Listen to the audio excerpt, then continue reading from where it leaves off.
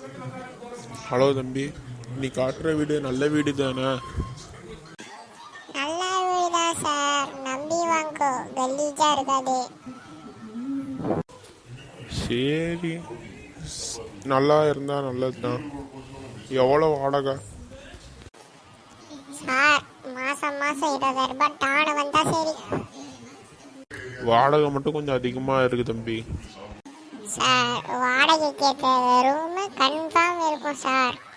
உங்களுக்கு சிக்கன் கொடுத்துட்டு அந்த சாப்பாடில் நான் என்ன சார் சாப்பிட போகிறேன்? சரி தம்பி, வீடை பார்க்கலாம். சார், வீட்டெல்லாம் பார்த்துட்டீங்களா? இதுதான் ஹாலு கடைசியா. சரி தம்பி, உனக்கு நான் பேமெண்ட் ஃபோனில் அமுச்சு விட்டுறேன். இன்னிலேருந்தே நான் குடி வந்துடுறேன். வந்துடுச்சான்னு பாரு. ஓகே சார், வந்துடுச்சு. இது வீட்டில் கொஞ்சம் ஜாக்கிரதையாக இருங்க சார். என்னாச்சு, ஏன் ஜாக்கிரதையாக இருக்க சொல்கிறான்?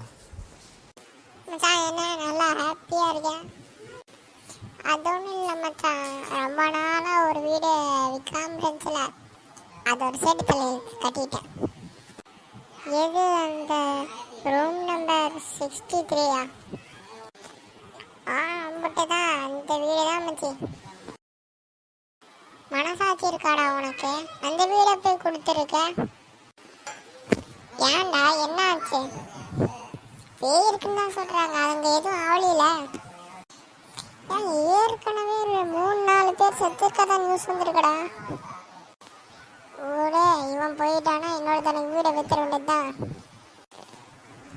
முதல் வேலையை நாளைக்கு காலையில அவன் இருக்கானான்னு பார்க்கணும். நைட்டு உட்காந்து டிவி பார்க்குறதே தனி சுகம்.